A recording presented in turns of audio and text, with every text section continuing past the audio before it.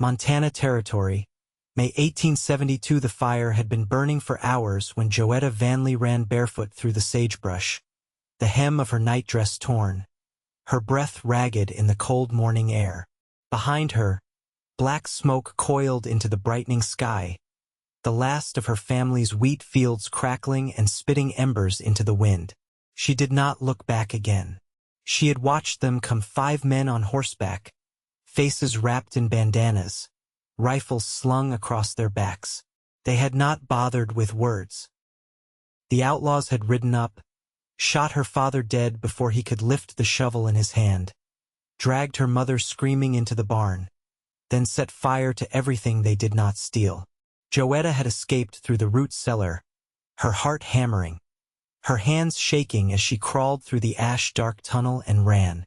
Now, hours later, her feet torn and her throat dry, she stumbled through a narrow pass in the hills, where a narrow trail wound between pine trees and led to the high country.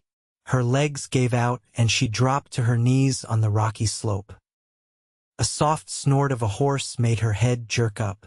A man sat still in the saddle on the trail ahead, a rifle resting across his thighs. His hat was pulled low, and the rising sun glinted off the silver on his saddle horn. He did not move, just watched her. Joetta blinked against the light. "Please," her voice broke, dry and cracked. "They killed them, my family." I ran. The man dismounted without a word. He walked to her slowly, his boots crunching over gravel. His face was lean, with a few days' worth of stubble, and his eyes were a quiet kind of blue, sharp, but not cold. "I saw the smoke," he said. "You alone?" Joetta nodded. Her lip trembled. "They burned the whole damn place. I do not know why." He crouched beside her, reached into his saddlebag, and handed her a canteen. "Drink this. Then you are getting on my horse." She drank like a woman starved of water, then wiped her mouth with the back of her hand. "Thank you. What is your name?" he asked. "Joetta Vanly." He tipped his hat back. "Silas Zane." He helped her to her feet. She winced, and he looked down at her bloodied soles. "You will not make another mile like that." Without asking, he lifted her into the saddle, then swung up behind her. She was too tired to flinch when his arm circled her waist to steady her. They rode in silence, the air crisp with pine and smoke, the sun climbing slow and golden over the ridgeline. They made it to his cabin by nightfall, riding hard along switchback trails until they reached a clearing tucked between the trees. The cabin was small, built of rough-hewn logs, with a lean-to stable and a narrow stream running behind it. Silas slid from the saddle and helped her down gently.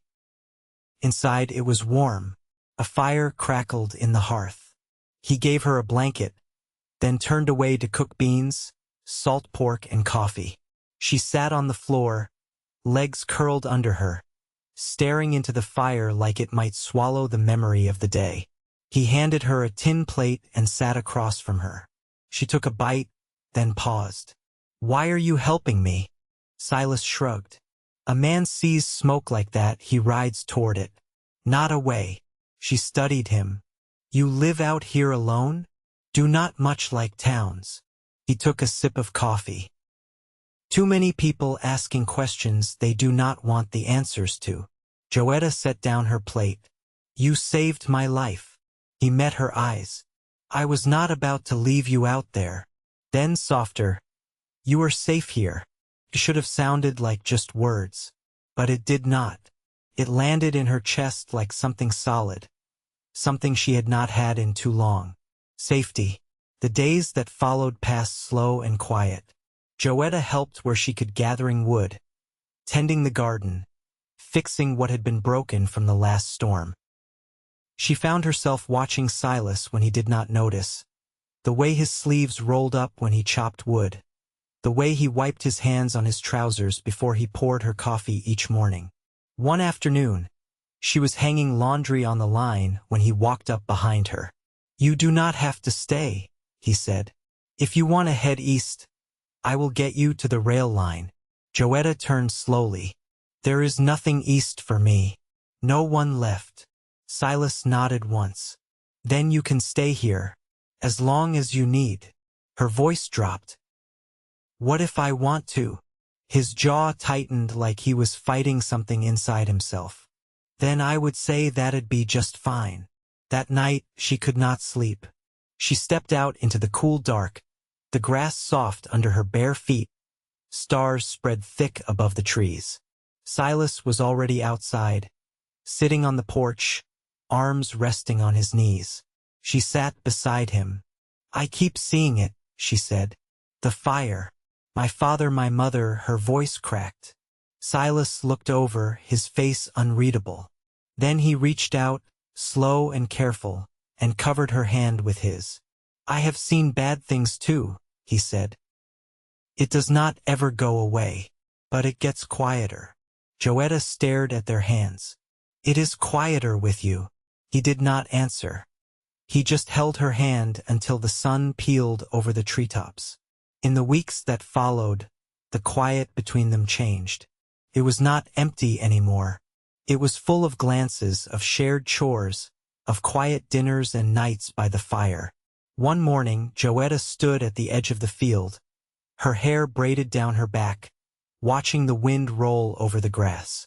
Silas came up behind her, stopped at her shoulder. You thinking about planting again? He asked. She nodded. I do not want to be afraid to build something again. He looked at her, really looked. You are not alone, Joetta. She turned to face him. I know. They stood like that, close. Neither moved. Then Silas said, You are strong, braver than anyone I ever met. Joetta's eyes filled, but she smiled. You gave me a place to feel safe again. His hand touched her cheek, rough and warm. You gave me something to come home to. And then he kissed her slow, steady, nothing rushed. Her arms slid around his neck, and she kissed him back like the world was finally right again. They stayed like that, in the sunlight, hearts full and steady, and neither of them looked back. By mid-July, the creek behind the cabin had slowed to a trickle, and the ground baked hard beneath Joetta's heels. The air held a stillness that belonged only to high summers in the Montana hills, the kind that made even the birds quiet. Joetta stood barefoot on the cabin stoop, sleeves rolled to her elbows, a basket of beans cradled against her hip. Her face was sun-browned now, her arms stronger. She moved without the hush of grief clinging to her. Silas was finishing repairs on the fence near the pasture. She watched him lean into the work, the steady rhythm of his body hammering staples into cedar posts, the quiet care he gave to things that had no voice of their own.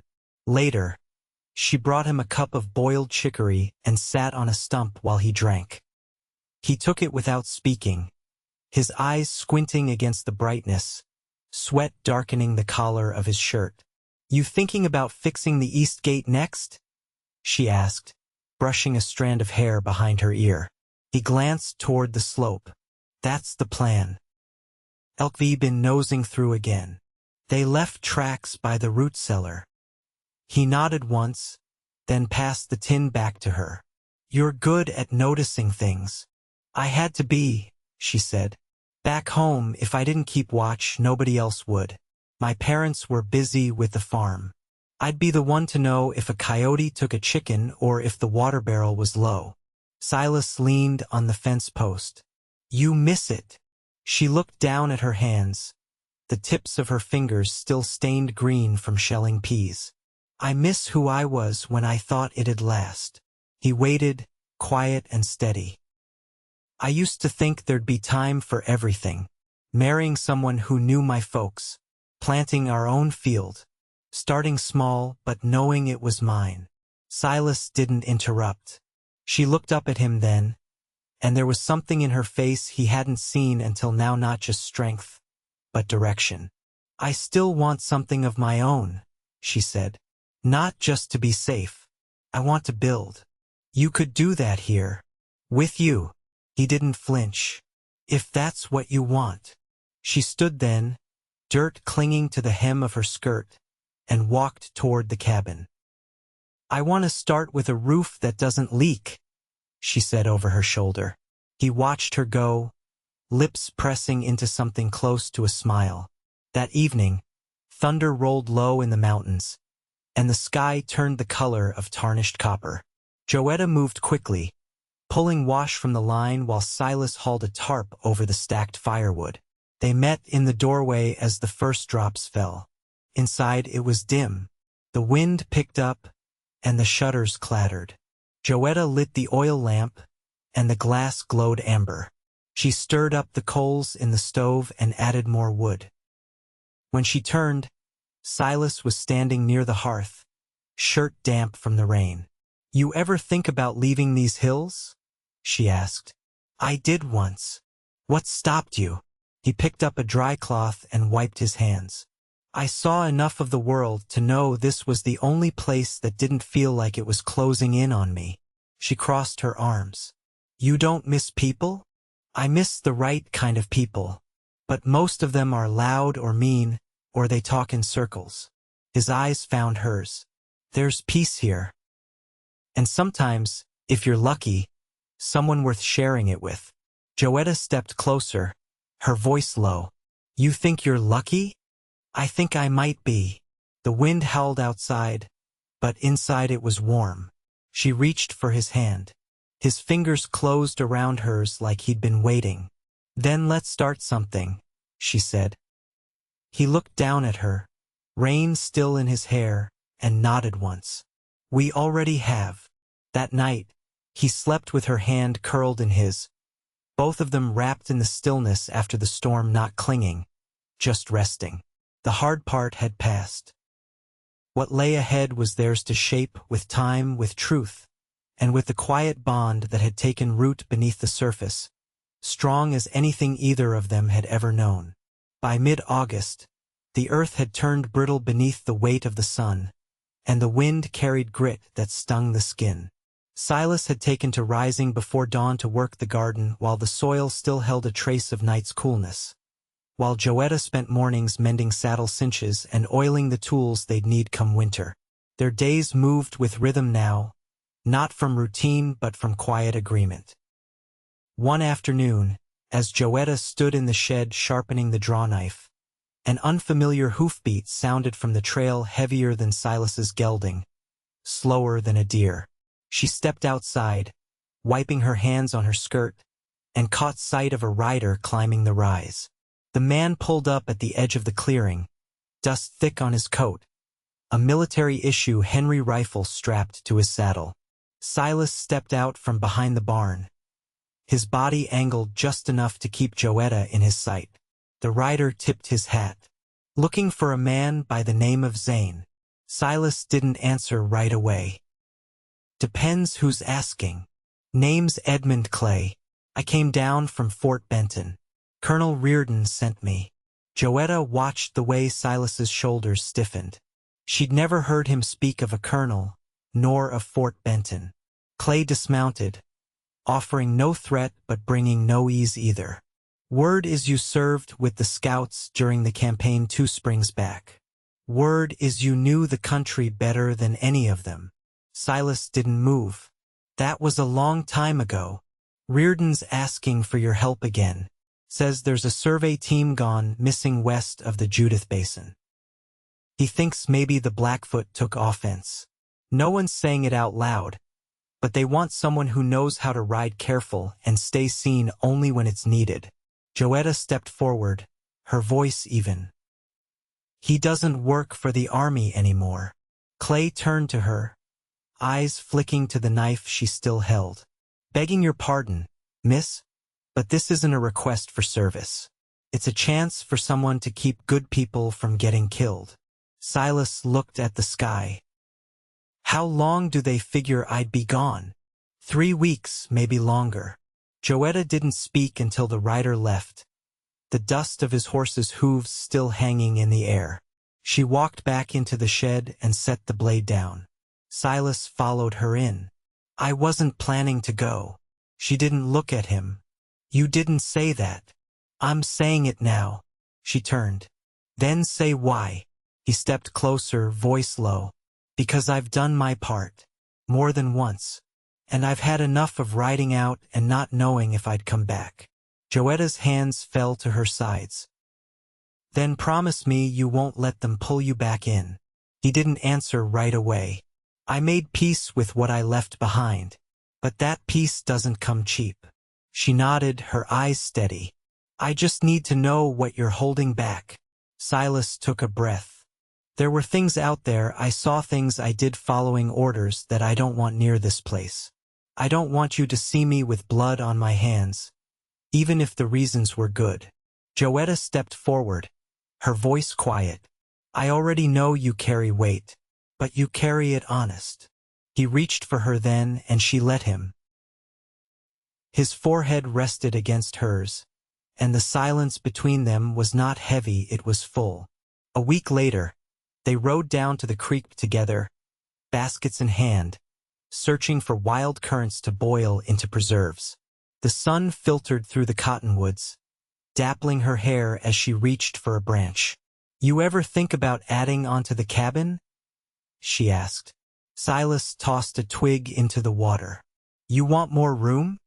I was thinking, a second room, maybe a loft. He smiled, a rare thing, and nodded toward the open space beyond the trees. We could build it out that way. She leaned her head against his arm, her voice soft.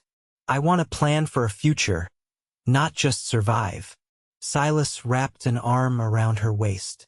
Then we'll build it, one beam at a time. That night, with the windows open to the crickets and the smell of pine pitch, Joetta lay beside him, her hand resting on his chest. Neither spoke. They didn't need to. The air between them held a stillness that wasn't silence, it was knowing. Trust built not on promises, but on every quiet choice they'd made since the day she ran from fire and he opened his door. And as the moon rose, casting slow light across the floorboards, Joetta closed her eyes and let herself believe not just in safety, but in belonging. By early September, the heat had begun to slip from the days, giving way to the kind of dry wind that whistled through cracked branches and carried the scent of dust and pine needles. Joetta stood at the edge of the new foundation Silas had laid, her skirts pressed flat by the breeze, watching him measure the beams with a length of twine and a practiced eye. You always this precise? She asked, brushing her hair back from her face. When it comes to walls standing through a winter, yes, he said, not looking up.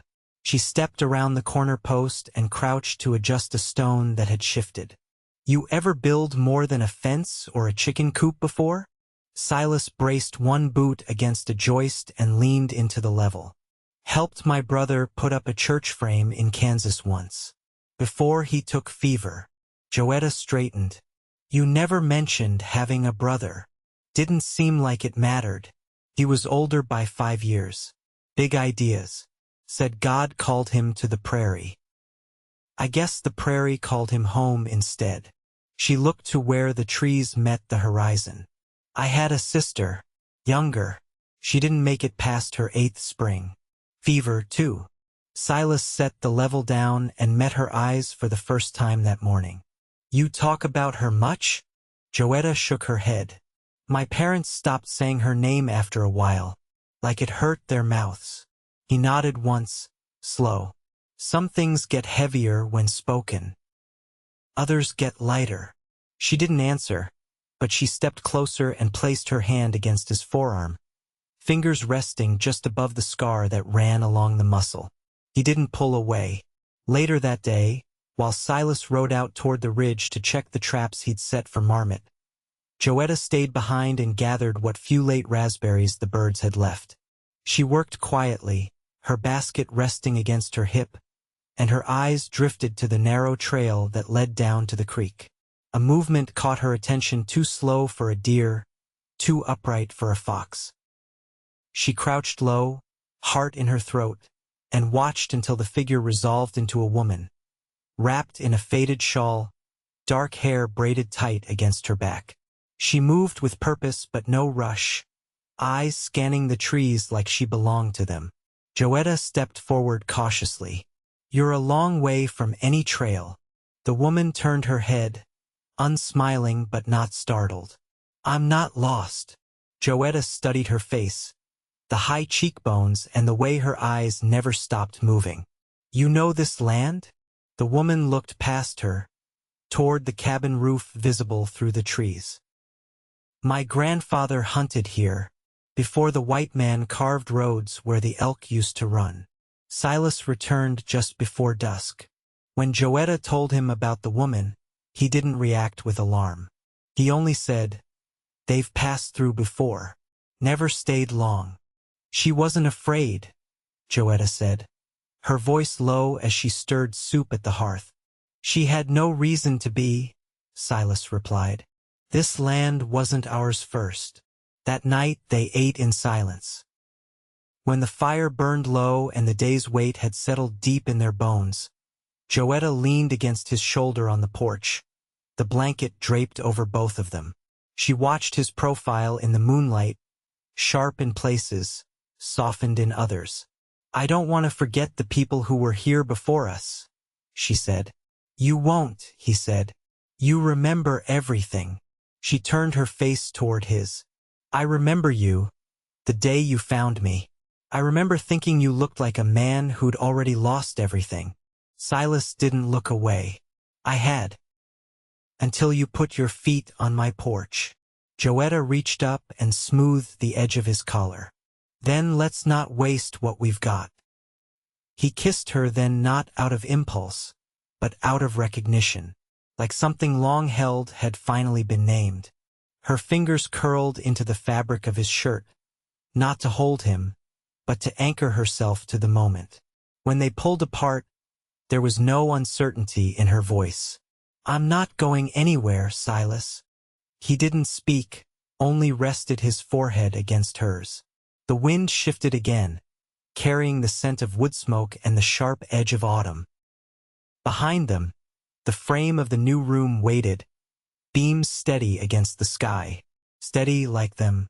The first frost came during the night, glazing the window glass with a lace of ice. Joetta cracked the door open at dawn and breathed in the sharp air, the scent of frozen pine and the faint tang of wood smoke rising from the chimney. She pulled her shawl tighter and stepped outside, boots crunching over stiff grass as she crossed to the new frame Silas had nearly finished. The rafters stood clean against the sky, a roof yet to come, but already the space felt like theirs. She ran her hand along the beam he'd carved with a drawknife, the edge smooth, the grain rising like waves beneath her fingers. Behind her, Silas came down the porch steps with a canvas bundle slung over one shoulder. We'll need to chink the seams before the weather sets in for good, he said. Got pitch and moss drying in the shed. Joetta turned to him. I can do that while you start on the shingles. He nodded, then hesitated. You ever seen Northern Lights? She shook her head. Heard of them. Never saw. They come through sometimes when the air's just right. Thought I saw a shade of green in the sky last night. Joetta looked up, as if she might catch a trace of it. Maybe they'll come again. They will. He glanced toward the hills. I was thinking when the roof's done we could set a table here. Just a small one. She watched him, the way his eyes didn't settle unless they were looking at her. You mean to eat out here? I mean to marry you out here. He didn't say it grand, didn't kneel or reach for anything hidden. He said it like a man who knew what he wanted and had waited for the right moment to say it plain. Joetta stepped forward, her voice steady. You want to say vows in a half-built room? I want to say them in a place we made with our own hands. She didn't answer right away. Then she reached for his hand, pressing her cold fingers into his calloused palm. Then I'll wear my best dress and stand right here. They spent the next week working from lantern light to sundown, hands raw from rope and pitch, Silas shaping shingles while Joetta laid them, each row fitting tight against the one below. She stitched a line of blue thread into the hem of her dress, her mother's needle, her own hands, and collected juniper berries to burn for scent. 2 days before the leaves gave up their hold on the trees, they stood in the middle of the new room, the floor swept clean, a table borrowed from the cabin set beneath the rafters. Silas had shaved and combed his hair back, the sleeves of his best shirt buttoned to the wrist. Joetta wore her hair unbraided, falling loose down her back, the dress pressed and clean. The woman who had passed through weeks before returned that morning, unexpected but welcome, bearing a woven pouch of tobacco and a quiet blessing. She stood to one side as Joetta and Silas faced each other beneath the open rafters. "I got no preacher's words," Silas said, "but I've got my own." Joetta nodded, chin high. "I'll keep you warm when the snow's deep, and I'll carry the hard days with you. I'll speak plain and listen true, and I'll never walk away when the light fades." Joetta held his hands, her voice low. "I'll be your home, no matter how far you ride. I'll build beside you, bury what we must, and wake beside you every God's day I'm given." They said nothing more. They didn't need to. The woman stepped forward, tied a strip of rawhide around their joined hands, and said, "Now you're bound." The wind stirred the trees overhead, sending a drift of golden needles through the gaps in the rafters. Silas leaned forward and kissed her, his hands steady on her waist, and Joetta kissed him back like the world had finally stopped spinning. That night, they slept in the new room, their pallet laid beneath the stars and a blanket pulled close. Neither spoke of what came next. They didn't need to.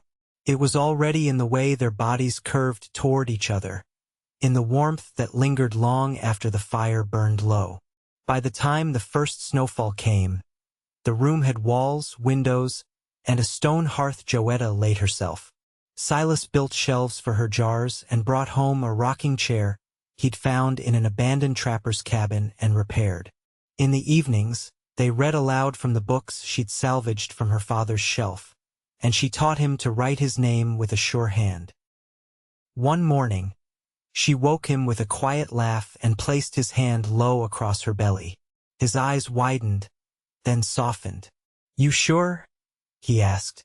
She nodded, her voice husky from sleep. "I've counted twice." He kissed her shoulder, then her cheek, and pulled her close. The snow came deep that winter, but the cabin held. They passed the days in work and warmth, their hands always reaching for each other, their silences full of trust.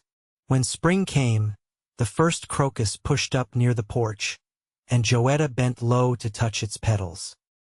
The birth came in late July, under a sky as wide as any story. Joetta labored in the room they'd wed in, her hand gripping Silas's as the midwife guided her through. When the child came, red-faced and strong-lunged, Silas wept without shame. "A girl," Joetta whispered, her voice raw. He kissed her temple. "She's got your eyes." They named her Willa after no one so she could grow into a name all her own. Years passed. The cabin expanded once more. The garden flourished, and laughter grew louder beneath the pines. Willa ran with bare feet and tangled hair, her giggles echoing through the trees. Silas taught her to ride. Joetta taught her to listen. They built a life not out of forgetting, but out of remembering right what had been lost and what had been found. And in every season, from the coldest winter to the greenest spring, Silas and Joetta woke each morning with hands still entwined, hearts still steady, and love still growing quiet, constant, and true.